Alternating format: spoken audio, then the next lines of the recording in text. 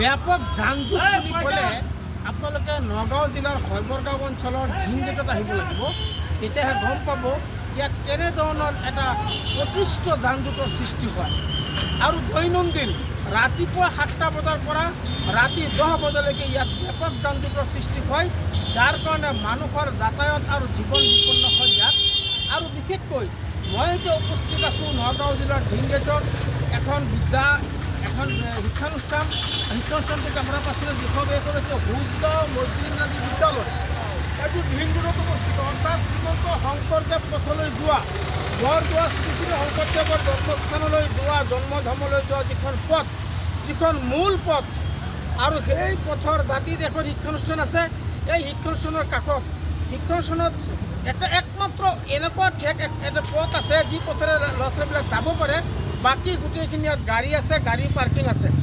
আৰু এই স্কুলখনৰ ঠিক অপজিট আছে, কেমেৰা পাৰ্চনে দেখুৱাব, ইয়াত এখন হস্পিটেল আছে, ব্যক্তিগত খণ্ডৰ এখন নাৰ্ছিং হোম আছে, যিটো হৈছে Dew Care hospital and research centre নামৰ এখন নাৰ্ছিং হোম আছে। এই নাৰ্ছিং হোমটোৰ কাৰণেই এই ঢিংগেটৰ বিশেষকৈ ঢিংগেট অঞ্চলৰ এই বৃহত্তৰ অঞ্চলত ব্যাপক যান-জঁটৰ সৃষ্টি হয়। ইয়াত পেচেণ্টবিলাক আহে, ৰোগীবিলাক লৈ আহে আৰু ইয়াত পাৰ্কিং কৰিবলৈ কোনো স্থান নাই।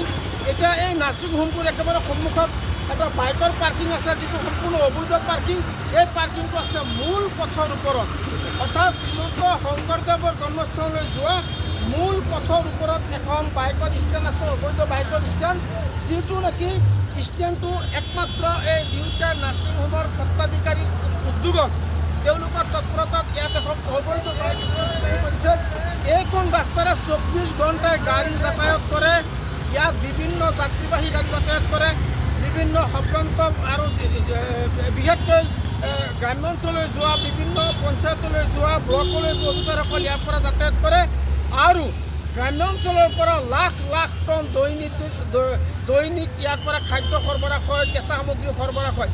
এনেকুৱা ব্যস্ত এটি পথৰ কাষত এনেদৰে ব্যাপকভাৱে যান-জঁট সৃষ্টি কৰা একাংশ লোকৰ মাজত দেখা গৈছে, তীব্ৰ প্ৰতিক্ৰিয়া সৃষ্টি হৈছে।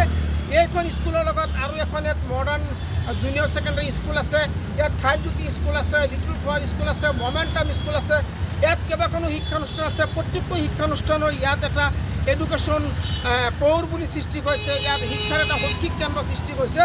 ইয়াৰ পিছতো যেন গা লৰা নাই নগাঁও পৌৰসভাৰ, গা লৰা নাই নগাঁও আৰক্ষীৰ যান বাহন নিয়ন্ত্ৰণ শাখাৰ, নগাঁৱৰ আয়ুক্ত মহোদয়ৰ গাত এই কথা এতিয়ালৈকে উপলব্ধি পোৱা নাই। আৰক্ষী অধীক্ষক মহোদয়ে এই ক্ষেত্ৰত কাণসাৰ দিয়া নাই।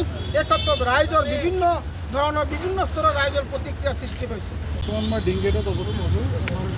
নাৰ্ছিং হোম যিটো আছে তাত সন্মুখতে আছোঁ। ইয়াত চাওক গাড়ীবিলাক তেওঁলোকৰ এম্বুলেঞ্চ দোকানৰ পৰা আৰম্ভ কৰি আজি আপোনাৰ এই ৰাস্তাখন ইমান বহল কৰাৰ উদ্দেশ্য কি থাকিল?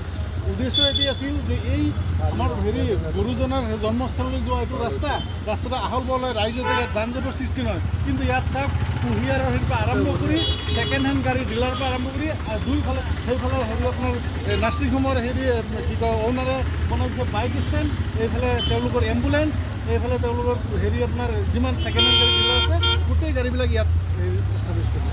গতিকে মই খুবেই আচৰিত হৈছোঁ যে নগাঁৱৰ যুটীয়া সঞ্চালক স্বাস্থ্য বিভাগৰ মহোদয়ে কেনেকৈ এইখন নাৰ্ছিং হোমৰ উইদাউট পাৰ্কিং নোহোৱাকৈ কেনেকৈ পাৰ্মিশ্যন দিলে।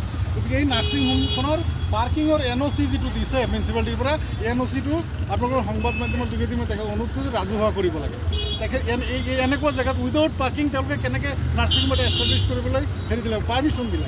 সেইটো হ'ল লাখটকীয়া প্ৰশ্ন। দ্বিতীয় প্ৰশ্ন হ'ল আমাৰ নগাঁৱৰ এই ওচৰতে লাগি থকা আৰক্ষী অধীক্ষক মহোদয়ৰ কাৰ্যালয়, যান বাহন বিভাগৰ ইয়াত 13জনো অফিচাৰ আছে, তেওঁলোকে ইয়াত কি কৰি আছে?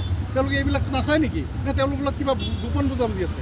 আৰু নগাঁও মিউনিচিপালিটিয়ে এই ছেকেণ্ড হেণ্ড ডিলাৰবিলাক ইয়াত যিকেইটা গাড়ী ডিলাৰ আছে আপোনালোকে দেখাব পাৰিব, গোটেইকেইটা ডিলাৰৰ গাড়ী চব ৰাস্তাৰ মাজতে এইটো পাব্লিক প্লেচ আছিলে, পাব্লিক প্লেচকে ব্যৱসায় ভিত্তিত কৰিলে। এই পাৰ্মিশ্যন কোনে দিলে তেওঁলোকক? গতিকে মই সংবাদ মাধ্যমৰ যোগেদি নগাঁও আৰক্ষী অধীক্ষক মহোদয় আৰু আমাৰ আয়ুক্ত মহোদয়ক মই এটা অনুৰোধ জনাম, কাইলৈ অতি সোনকালে এটা উচ্চস্তৰীয় তদন্ত কৰিব লাগে আৰু যিসকলে ৰুল ভায়লেশ্যন কৰিছে, গাইডলাইন ভায়লেশ্যন কৰিছে, তেওঁলোকৰ ওপৰত কঠোৰৰ পৰা কঠোৰতম ব্যৱস্থা ল'ব। যিকোনো খবৰৰ বাবে যোগাযোগ কৰক 7099017330 লগতে 7099017110 নম্বৰত।